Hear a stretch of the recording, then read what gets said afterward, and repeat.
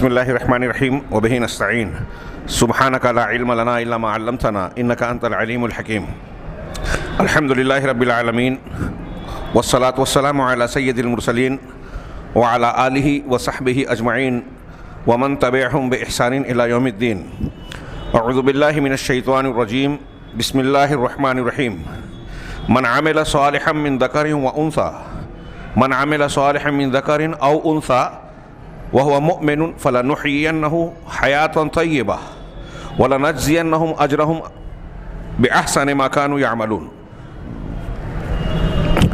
محترم حاضرین، بریق الجمان بشرح ارکان الایمان اس کتاب کے اصل موضوع ارکان ایمان کی تشریح ہم پڑھ چکے۔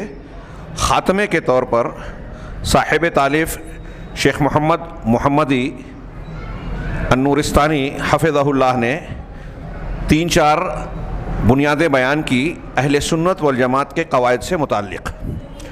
اس میں سب سے اخیر میں ثالثاً کہہ کے جو تذکرہ کیا اس کا عنوان ہے ثمرات الایمان بارکان الایمان، ارکان ایمان پر ایمان رکھنے کے ثمرات، فوائد، نتائج۔ ایک بندہ ان چیزوں پر جس کا تذکرہ کیا گیا جو ہم نے اس کتاب میں پڑھا، ایمان کی بنیادوں کو، اسلام کی مبادیات کو، 6 ارکان اور اس کی تشریحات اور بعض اس سے متعلقہ چیزوں کو، ایک بندہ مومن ان چیزوں پر جب ایمان رکھتا ہے اور ایمان اس طریقے پر جس کو اصولوں کے تحت بیان کیا کہ اہل سنت والجماعت کا اس باب میں کیا اصول ہے، جیسے اس سے پہلے ان کی وسطیت، جو مختلف گروہ افراد اور تفرید کا شکار ہو کر صحیح عقیدے سے بھٹک گئے، ہٹ گئے اور گمراہیوں میں پڑ گئے، ان سے بچ کر صحیح ایمان پر قائم رہنا یہ بہت بڑی بات ہے۔ اور جو شخص ایسے ایمان کی توفیق سے بہرہ ور ہو جائے، اللہ رب العالمین نے اس کو یہ انعام عطا کیا، تو اس پر ان ایمانیات کے کیا اثرات، فوائد مرتب ہوتے ہیں، اس کا تذکرہ شیخ نے اخیر میں انتہائی اختصار کے ساتھ کیا۔ حقیقت یہ ہے کہ ایمان کی 6 مبادیات، ارکان ایمان، ان میں سے ایک ایک کے ثمرات کو اگر بیان کیا جائے تو کئی ہفتے بھی ناکافی ہوں گے۔ اللہ پر ایمان، اس کے کیا فائدے ہیں؟ اللہ پر ایمان میں اگر ہم تشریح میں جائیں، جیسا کہ ہم نے پڑھا، توحید ربوبیت، توحید اسماء و صفات، توحید الوہیت۔ اہل علم نے اگر آپ عقیدے کی کتابیں پڑھیں تو ان ایمانیات میں صرف مثال کے طور پہ توحید اسماء و صفات کا جب ذکر کیا، اس پر اللہ کے اسماء حسنہ اور صفات علیہ پر ایمان لانے کے کیا کیا اثرات اور فائدے ایک انسان کو حاصل ہوتے ہیں، اس کا تذکرہ بڑی تفصیل سے کیا۔ ظاہر سی بات ہے کہ اگر ہم ان تفصیلات میں جائیں تو بڑا وقت درکار ہوگا۔ شیخ حفظہ اللہ نے بہت ہی اختصار کے ساتھ اور بہت جامع انداز میں اگر آپ ان تھوڑی سی باتوں پر غور کریں، ان کی گہرائیوں میں اترتے جائیں، تو یہ وسیع دائرہ اس میں آپ کو سمٹا ہوا نظر آئے گا ایمانیات کے فوائد کا۔ آپ یہ سوچئے ان ایمانیات کی قدر و قیمت کو پہچانتے ہوئے کہ ایک انسان کے ایمان لانے سے یہ فائدے حاصل ہوتے ہیں جو ہم پڑھنے جا رہے ہیں۔ اگر ایک انسان ایمان سے محروم ہے، ایمان نہیں رکھتا، کافر ہے، مشرک ہے، یا ایمان بظاہر رکھتا ہے لیکن اس کا ایمان حقیقی قرآن و حدیث کے مطابق، منہج سلف کے مطابق، یا اللہ تبارک و تعالیٰ نے جس طرح جو چیز بیان کی ہے اپنے دین میں اس طریقے سے وہ ایمان نہیں رکھتا، تو وہ ان ثمرات سے محروم ہوگا۔ چنانچہ آئیے ہم شیخ کے ان آخری درس کے آخری حصے پر نگاہ ڈالیں۔ ہمارے پاس وقت کم ہے۔ اختتام اور آج کی مجلس کے خاتمے کی مناسبت سے ہم نے صاحب کتاب شیخ موصوف سے گزارش کی، اور انہوں نے ہماری گزارش کو، جمعیت اہل حدیث مالیگاؤں کی گزارش کو قبول کرتے ہوئے یہ کیا کہ 10 بجے وہ ہم سے انشاءاللہ خطاب کریں گے آن لائن اور کچھ نصیحتیں پیش کریں گے۔ اس سے پہلے ہم کو اس وقت میں ختم کرنا ہے اپنی بات کو۔ چنانچہ کہتے ہیں ثالثاً ثمرات الایمان بارکان الایمان، اس ضمن میں کہتے ہیں کہ یہ عقیدہ، بلند عقیدہ جو عظیم الشان ارکان ایمان پر مشتمل ہے، عقیدہ جو ہم رکھتے ہیں، اور اس عقیدے میں ایمان کے جو ارکان ہیں وہ شامل ہیں، یہ اپنے اعتقاد رکھنے والے کو بہت ہی جلیل القدر اور بہت زیادہ فوائد اور ثمرات سے نوازتے ہیں. ان فوائد اور ثمرات میں سے چند کا تذکرہ اختصار کے ساتھ یہاں انہوں نے کیا اور کہا وَمِنْهَا، ان فوائد یا ان ثمرات میں سے چند کا تذکرہ یہ ہے.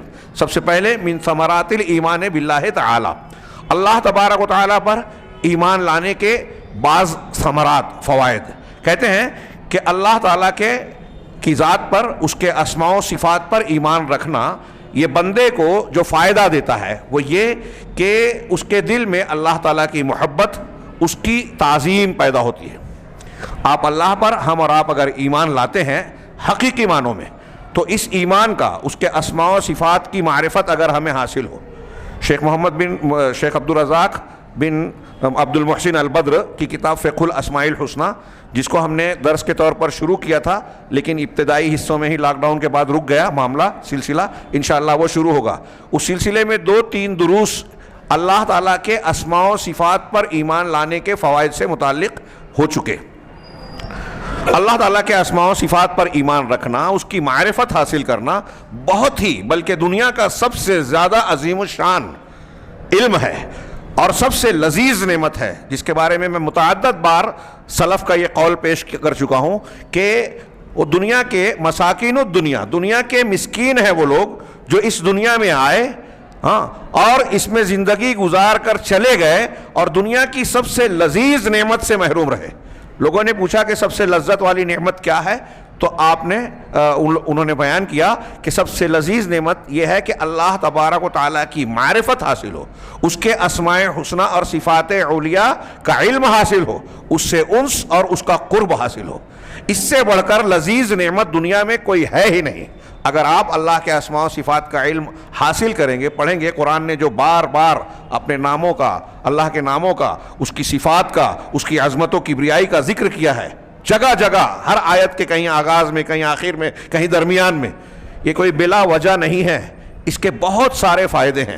بندہ ان ناموں اور ان صفات پر جب غور کرتا ہے تو اللہ تبارک و تعالیٰ کے احسانات، اس کے انعامات، اس کی قدرت، اس کی عظمت، اس کی جلالت شان اور اس کی توحید و وحدانیت کے بے مثال نقوش اس کے سامنے مرتسم ہوتے ہیں. اور یہ چیزیں اس کے دل میں جب انعامات پر غور کرتا ہے تو اللہ سے محبت پیدا ہوتی ہے. جب اللہ تبارک و تعالیٰ کی پکڑ اور قدرت پر غور کرتا ہے، اس کے عدل پر غور کرتا ہے، تو اس کا ڈر، خشیت اور خوف پیدا ہوتا ہے جو گناہوں سے روکتی ہے. جب اللہ تبارک و تعالیٰ کے بر، احسانات، اللہ تبارک و تعالیٰ کے علم کو ذہن نشین کرتا ہے تو یہ علم اس کو اس بات پر اکساتا ہے کہ کسی بھی مقام پر وہ کتنی بھی تنہائیوں میں ہو یا لوگوں کی نگاہوں سے چھپا ہوا ہو، اللہ کی نگاہ سے چھپا ہوا نہیں ہے. اس کے اندر احسان، انت عبد اللہ کأنک تراہ فإن لم تکن تراہ فإنہ یراک، اللہ کی عبادت ایسے کہ تم اسے دیکھ رہے ہو یا کم از کم یہ کہ وہ تمہیں دیکھ رہا ہے، یہ تاثر پیدا ہوتا ہے.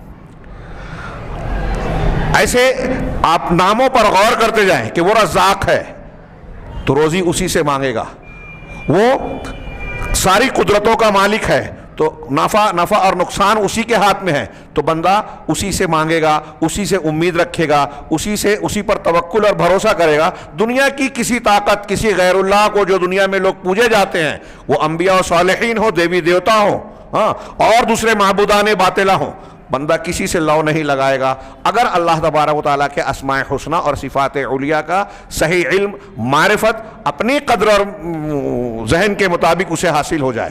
تو کہا کہ اگر بندہ اللہ پر ایمان رکھتا ہے تو اس کے اسماء اور صفات پر علم بندے کو اللہ تعالیٰ کی محبت اور اس کی تعظیم کا فائدہ دیتا ہے. اس کے دل میں، بندے کے دل میں محبت و تعظیم پیدا ہوتی ہے.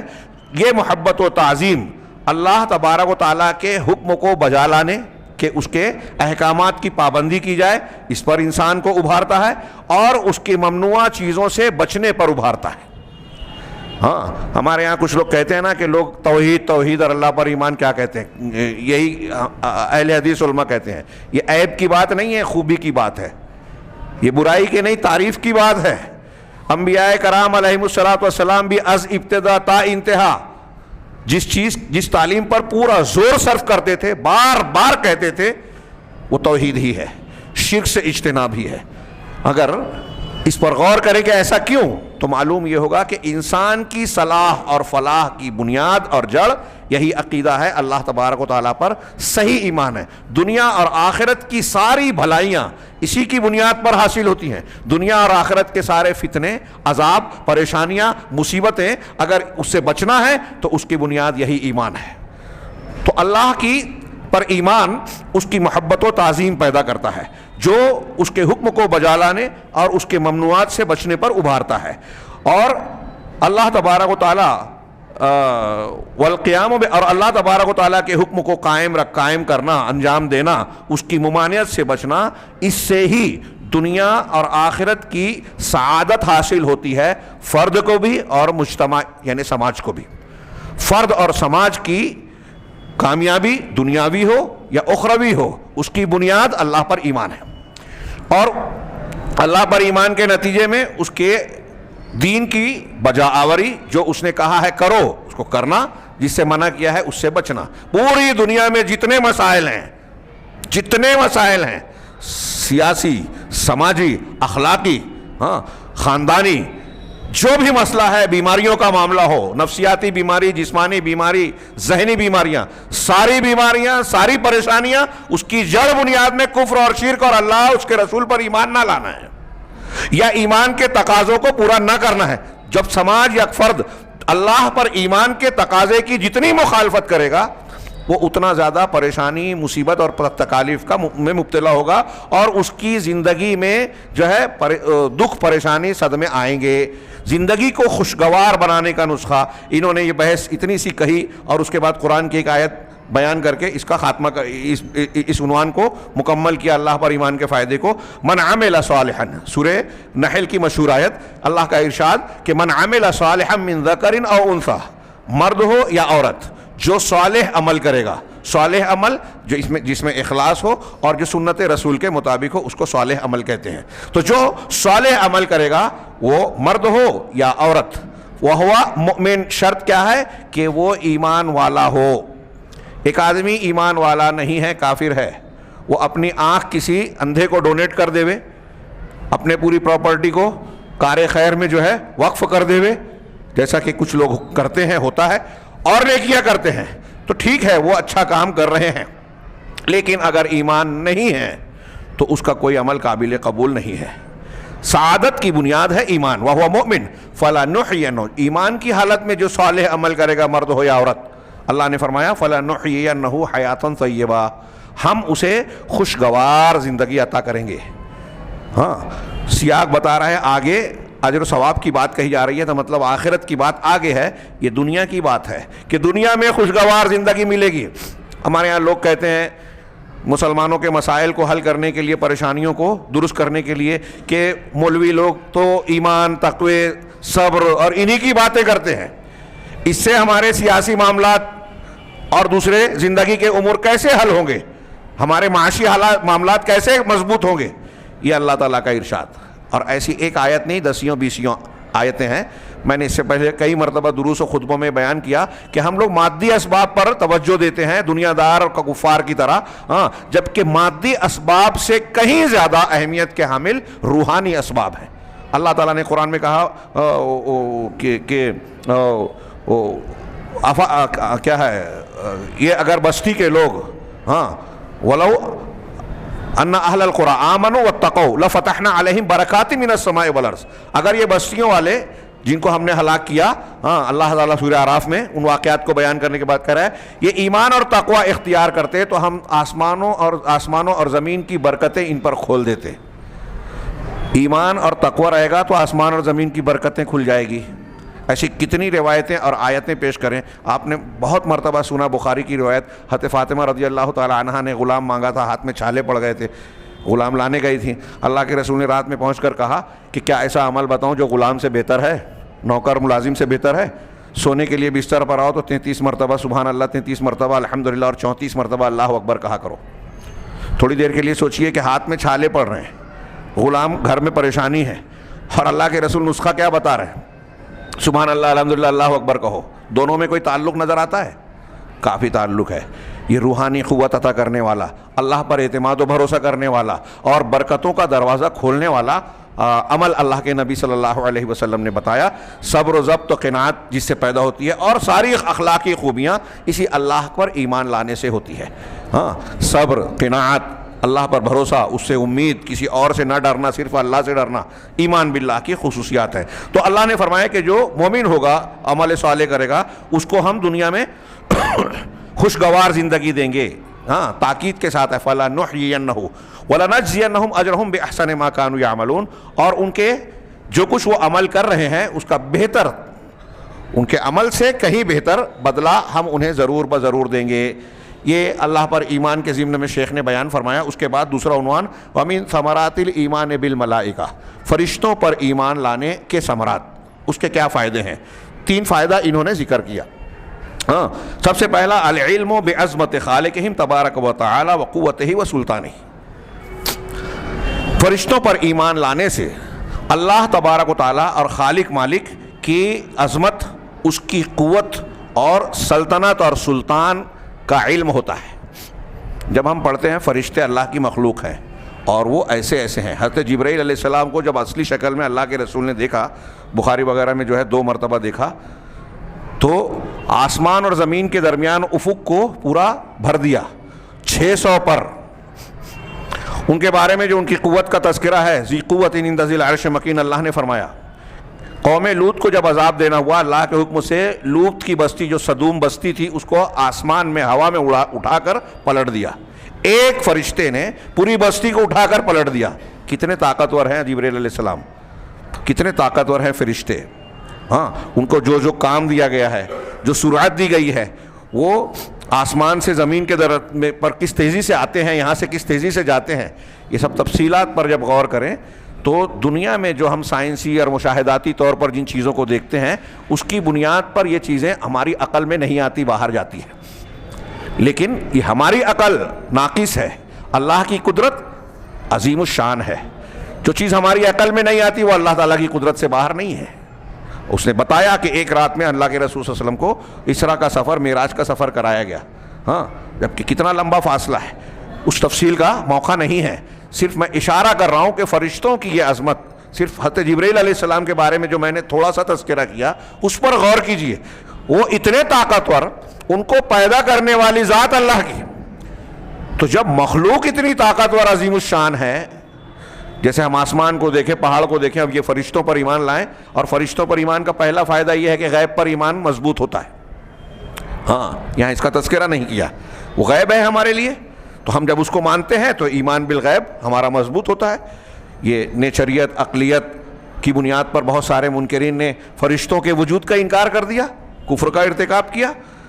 تو فرشتوں پر ایمان سے اللہ تعالیٰ کی عظمت, قدرت, قوت و سلطان پر علم مضبوط ہوتا ہے, اس کی معرفت ہوتی ہے کہ جب فرشتے جو مخلوق ہیں وہ اتنے طاقتور ہیں, اتنی عظیم الشان مخلوق ہے, تو ان کے پیدا کرنے والی ذات کتنی عظیم الشان ہے, کتنی طاقتور ہے, کیسی قدرت والی ہے, اس کا ہم تصور نہیں کر سکتے. نمبر 2, شکرہ تعالی علی عنایتہ بعبادہ, ہاں, حیث وکل بہم من ہؤلاء الملائکہ من یقوم بحفظہم وکتابۃ اعمالہم وغیر ذلک من مصالحہم. جب فرشتوں کے تعلق سے تفصیل ہم کو معلوم ہوتی ہے تو بندے اس پر ایمان لانے کے نتیجے میں اللہ تبارک و تعالیٰ کے شکر گزار ہوتے ہیں. جذبہ شکر پیدا ہوتا ہے کہ پروردگار اپنے بندوں پر کتنا مہربان ہے, ہاں, کتنی نعمت اور انعام و احسان کرتا ہے, ہاں, کہ اتنی توجہ دے رہا ہے کہ اس نے بطور خاص فرشتوں کو پیدا کیا. ہاں, ان کو ملائکہ میں سے کئی لوگوں کو یہ ذمہ داری دی کہ اپنے بندوں کی حفاظت کریں, ان کے اعمال کو لکھیں, اور اس کے علاوہ اور دوسری بہت ساری مصلحتیں. فرشتے مومنین کے لیے دعائیں کرتے ہیں مختلف اوقات میں. ایک آدمی نماز فرض پڑھنے کے بعد اپنی جگہ سے جب تک نہیں اٹھتا, حدیث سے, صحیح حدیثوں سے ثابت ہے کہ وہ فرشتے دعا کرتے ہیں کہ اے اللہ اس کو بخش دے, اس پر رحم فرما. ایک آدمی اپنے کسی مسلمان غیر حاضر بھائی کے لیے دعا کرتا ہے تو ایک فرشتہ کہتا ہے آمین, اے اللہ قبول کر, وَلَكَ مِثْلُ, اور اللہ یہ تم کو بھی ویسا ہی ملے. یعنی اللہ سے دعا کرتا ہے کہ تمہیں بھی جو اپنے بھائی کے لیے دعا کہ تم کو بھی ملے. فرشتے کئی مقامات پر حفاظت کرتے ہیں شیاطین کے شر سے. ہاں, آیت الکرسی پڑھ لیا, بستر پر پہنچنے کے بعد ایک فرشتہ حفاظت کرتا ہے رات بھر. صبح میں کیا تو دن بھر کے لیے بھی ہوتا ہے, دوسری روایتوں سے ثابت ہے, یہ بخاری کی روایت میں پہلے. ایسے ہی ہم دیکھتے ہیں کہ اللہ تبارک و تعالیٰ نے مومنین کی مدد کے لیے کہاں کہاں فرشتوں کو اتارا، غزوہ بدر میں، حنین میں اور کئی موقعوں پر قرآن نے تذکرہ کیا. تو اس سے اللہ تعالیٰ کے تعلق سے، اللہ کی ذات سے متعلق شکر کا جذبہ پیدا ہوتا ہے. نمبر 3، اس سے تیسرا فائدہ بتایا کہ محبت الملائکۃ علی ما قاموا بہ من عبادت اللہ تعالی علی الوجہ الاکمل، کہ فرشتوں سے محبت اس بنیاد پر کہ جو وہ اللہ تبارک و تعالیٰ کی عبادت کامل طریقے پر انجام دیتے ہیں اور مسلمانوں کے لیے استغفار کرتے ہیں. اس سے فرشتوں سے محبت پیدا ہوتی ہے. اور یہاں اس پر انہوں نے شیخ نے اکتفا کیا، میں اسی سے جوڑ دوں کہ جب بندے کو یہ معلوم ہے کہ اللہ کی ایک مخلوق ایسی ہے جس کی تعداد نامعلوم ہے.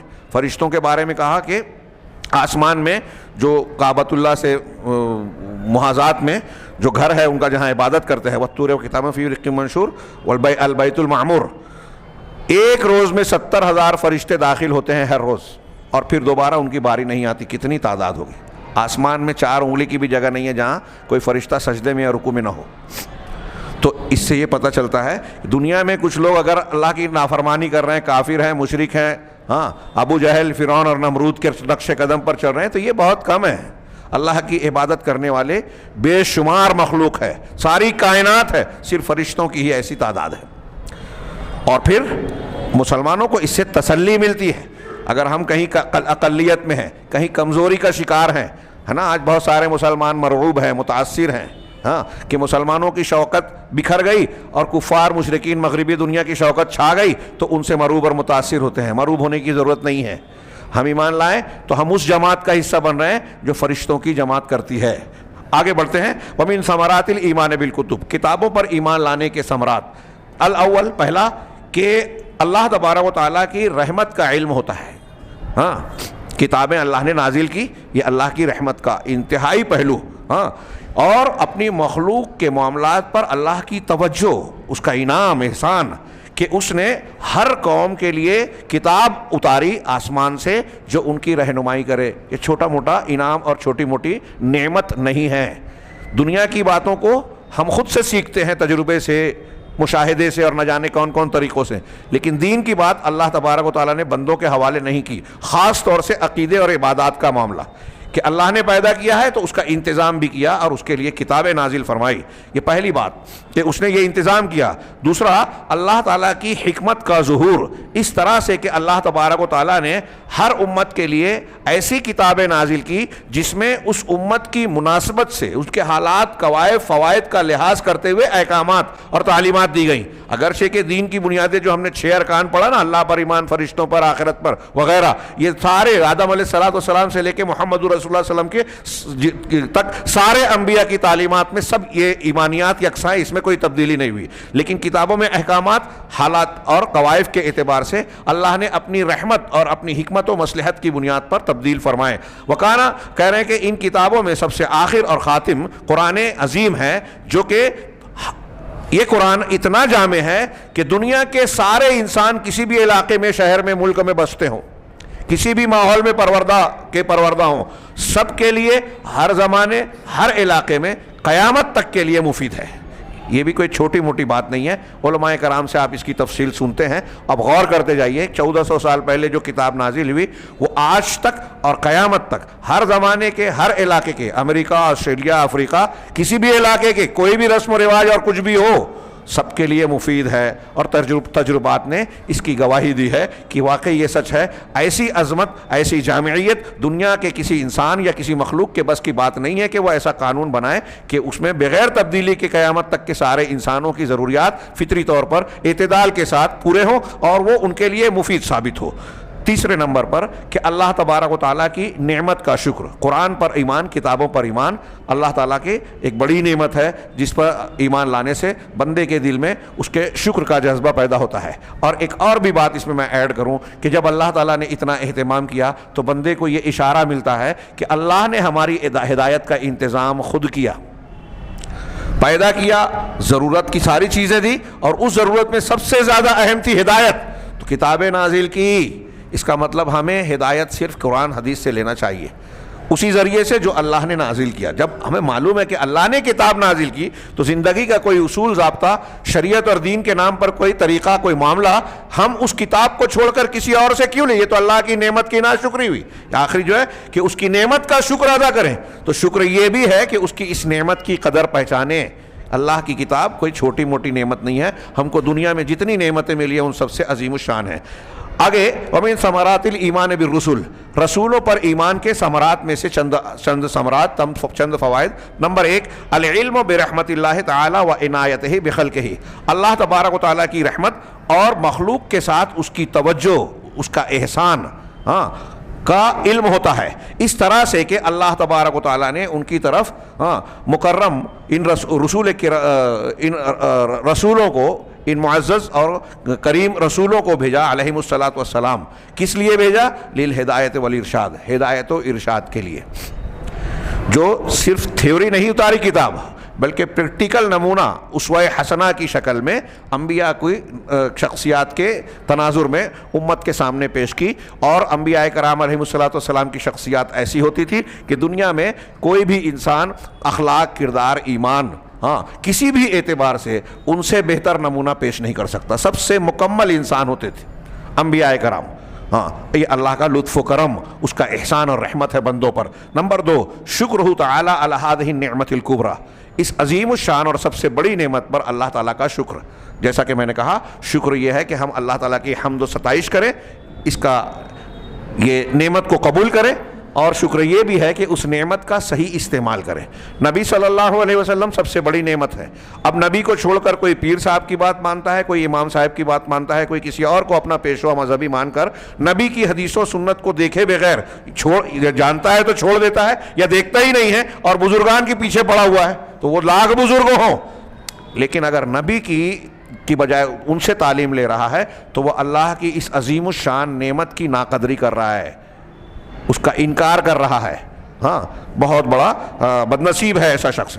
نمبر 3، رسولوں سے محبت، ان کی توقیر، ان کی تعریف ایسا جیسے کہ ان کے لائق ہے، نہ غلو کرنا کہ حد سے بڑھا دیا اللہ کے رسولوں کو، اللہ سے ملا دیے. جیسا کہ ہمارے بہت سارے مسلمان، نصارہ نے حضرت عیسیٰ کو اللہ کا بیٹا بنا دیا، یہودیوں نے عزیر کو اللہ کا بیٹا. کچھ لوگوں نے نبیوں کا انکار کیا، وہ تفرید کرتے ہیں. کچھ لوگ جو ہے ان کو ان کے مقام سے بڑھا دیتے ہیں، یہ افراط ہے. کچھ لوگ انبیاء کرام علیہم الصلاۃ والسلام کی جو حیثیت، مقام اور حقوق ہے وہ انبیاء کے علاوہ دوسرے بزرگان کو دیتے ہیں. یہ سب کے سب ظالم ہیں.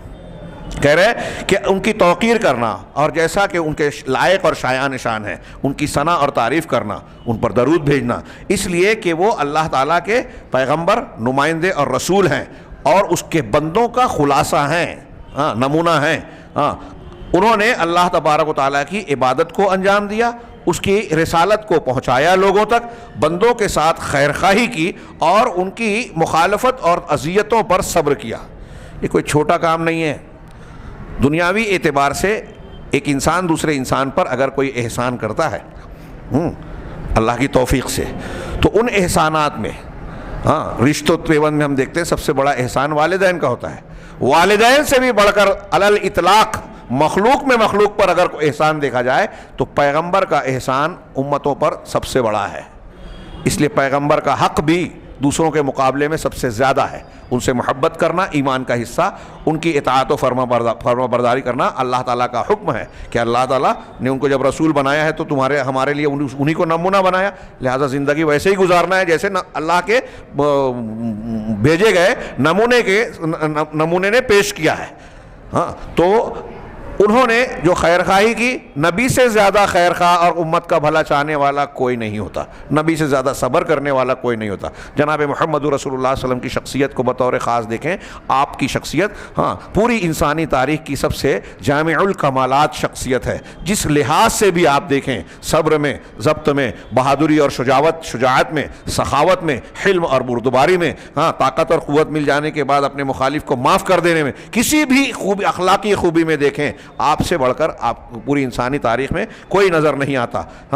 تو ان کی توقیر، ان کی محبت اور ان کے حقوق کا لحاظ رکھا جائے. نمبر 4 اور آخری جو شیخ نے ذکر کیا کہ دین کی تبلیغ میں ان کے نقوش قدم کو اختیار کرنے اور اس پر چلنے کا عزم اور ہمت پیدا ہوتا ہے۔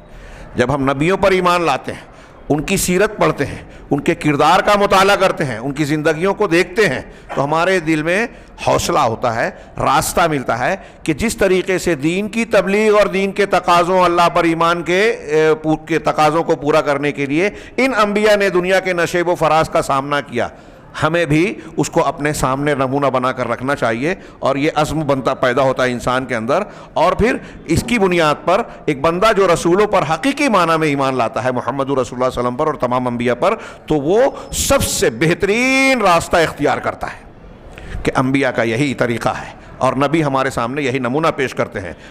اور انبیاء کے اس طریقے کو اختیار کرتے ہوئے اس راستے میں جو مخلوقین کی طرف سے، دنیا کے لوگوں کی طرف سے، حکومتوں کی طرف سے تکلیفیں اور مخالفتیں آتی ہیں، اس پر صبر کرنا اور اس پر ثابت قدمی اختیار کرنا انبیاء کے کردار میں ہمیں ملتا ہے۔ اور انبیاء پر ایمان لانے کے بعد یہ خوبیاں، ثابت قدمی، صبر کرنا، قناعت کرنا اور بہتر سے بہتر راستے کو اختیار کرنا، یہ خوبیاں بندے کے اندر پیدا ہوتی ہے۔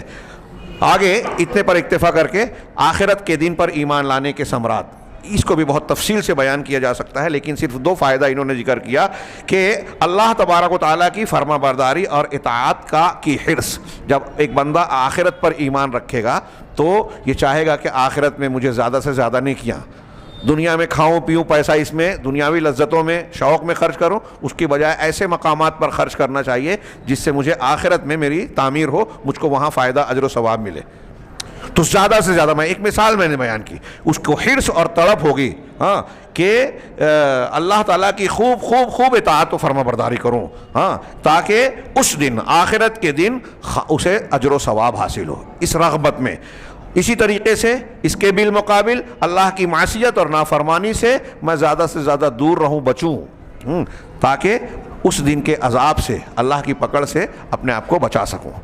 بالکل سمپل اور سادی بات ہے۔ اللہ پر ایمان اور آخرت پر ایمان، یہ ایمانیات بندے کو سدھارنے میں جو کردار ادا کرتی ہے، دنیا کی کوئی طاقت، کوئی قانون، کوئی ذریعہ نہیں ہے جو ان انسان کو سدھارے۔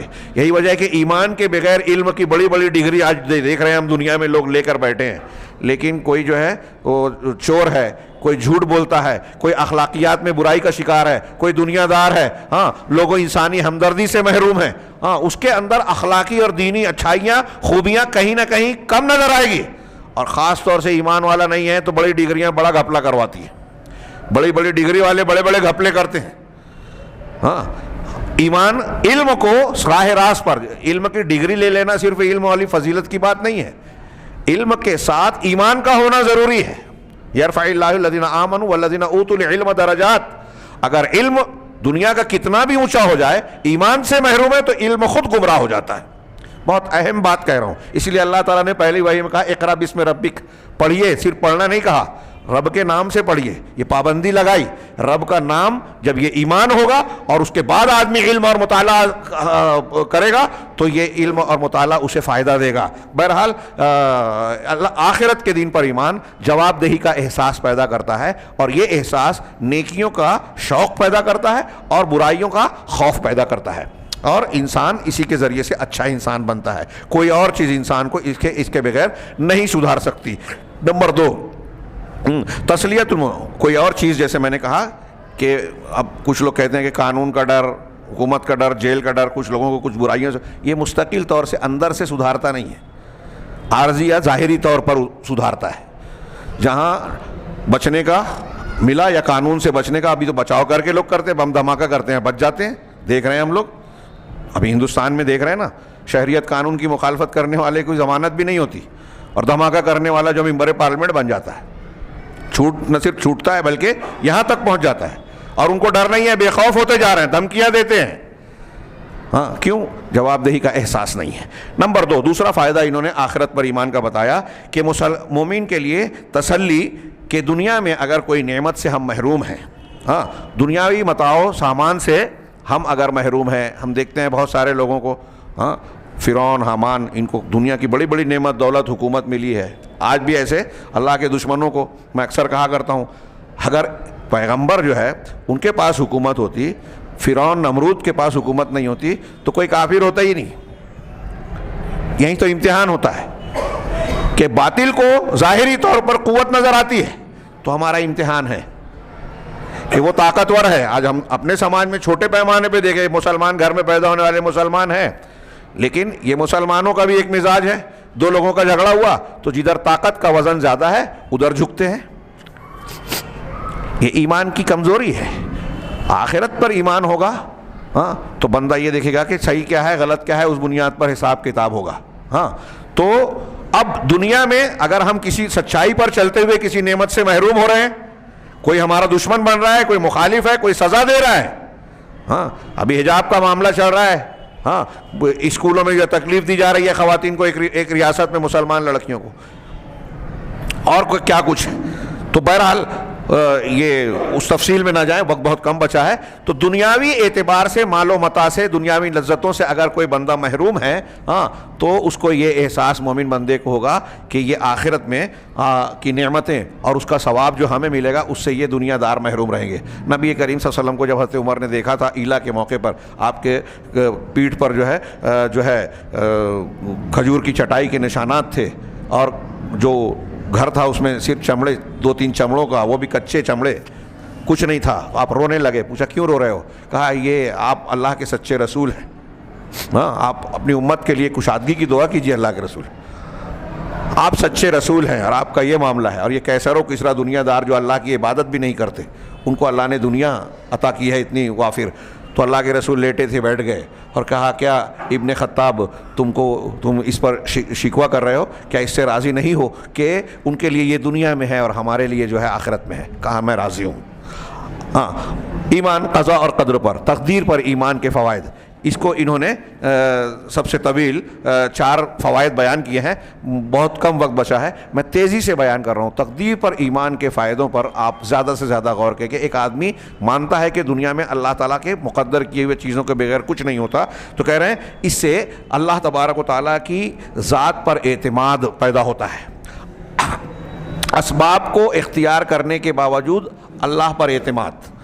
بیمار ہے, دوا کھایا, لیکن بھروسہ یہ ہے کہ یہ دوا ہم کو شفا نہیں دے گی, اللہ دے گا, اللہ کی مشیت ہوگی تو شفا ملے گی. تو اسباب پر, اور آج ہمارے یہاں سب لوگ اسباب پر ہی پوری توجہ دیتے ہیں, اور یہی اسباب پر توجہ دینا اگر ایمانیات کی شکل اختیار کر لے تو مشرک اور کافر بنا دیتا ہے. اب ہندو قوم کو ہم دیکھتے ہیں کہ کسی چیز سے فائدہ ہو رہا ہے, کسی چیز کو نقصان, سبب جو بن رہا ہے اس کی پوجا کرنے لگے. ماں باپ سے پیدا ہوئے تو ماں باپ کو پوجا مان لیا. گراہک سے نفع مل رہا ہے اس کو بولتے ہیں کہ گراہک ہمارا بھگوان ہے. سانپ کو بھی پوج رہے ہیں, گائے کو بھی پوج رہے ہیں کہ وہ دودھ دیتی ہے زندگی بھر. ہاں یہ اسباب پر توجہ مرکوز کرنا. تقدیر پر ایمان لانے سے میں ایک ضمنی فائدہ بتا رہا ہوں.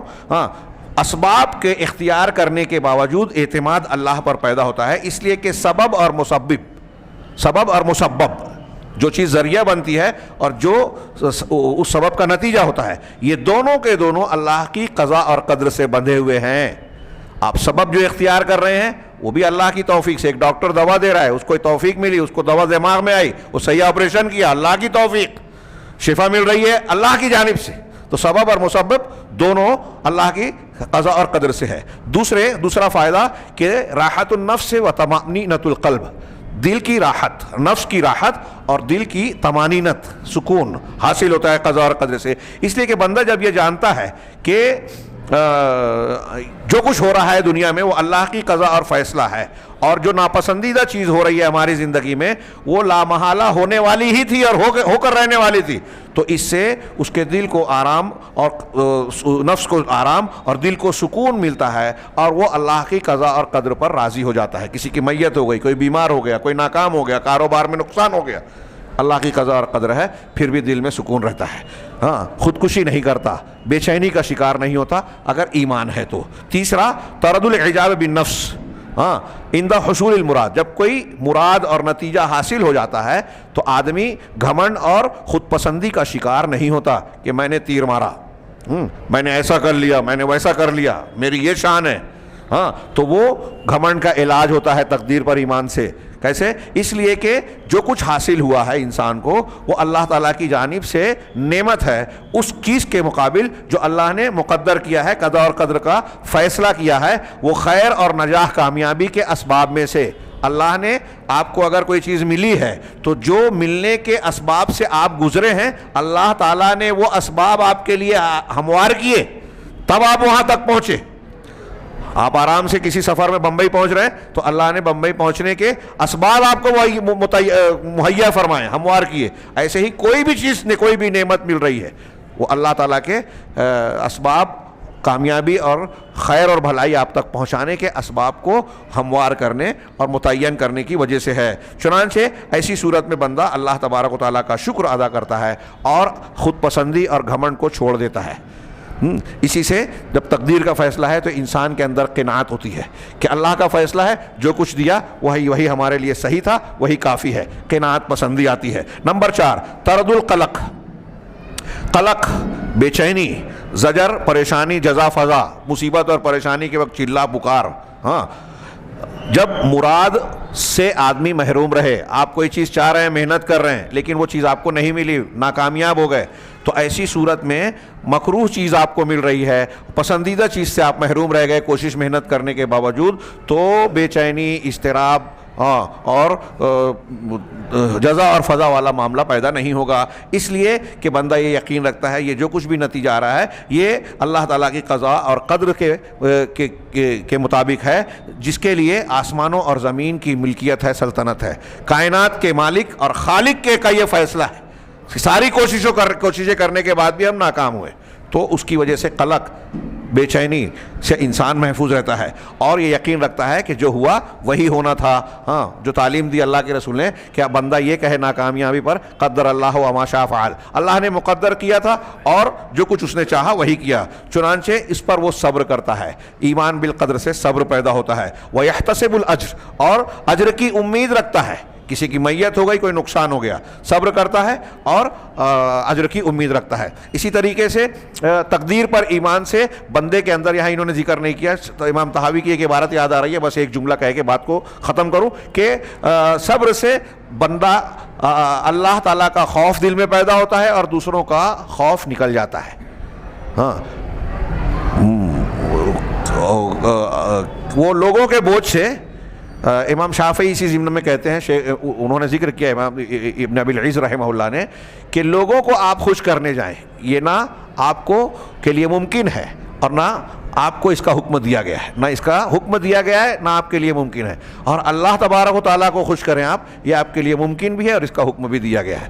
جب آدمی تقدیر پر ان ایمانیات کو سامنے رکھے گا تو اسی پر توجہ مرکوز کرے گا۔ آج ہم دنیا میں لوگوں کو دیکھتے ہیں کہ منافقت اختیار کرتے ہیں، دو روی اختیار کرتے ہیں، ایمانی اور ایمان کے تقاضوں کو فراموش کرتے ہیں، تو وہ اللہ تبارک و تعالیٰ کو چھوڑ کر دوسروں کو خوش کرنا چاہتے ہیں، دوسری مصلحتوں کو سامنے رکھتے ہیں۔